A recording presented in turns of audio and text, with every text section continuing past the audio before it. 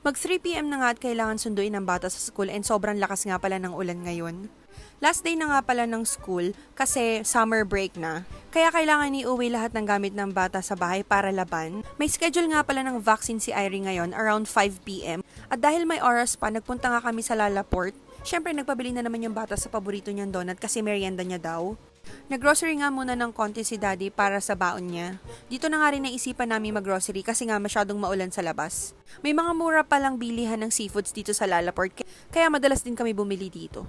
Pero mostly frozen siya kaya mura. Meron din kami binibilhan dito ng gulay na mura lang. And sakto naghahanap kami ng tinapay and 50% off yung nakita namin kaya binili na talaga namin. And mag 5 PM na nga so kailangan na namin pumunta sa clinic ni Irie for her vaccine.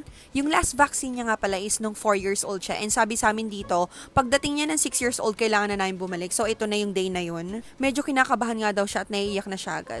And di ko pala nasabi sa kanya na may schedule ulit siya ng vaccine next month. It's for her own good para hindi siya agad matakot.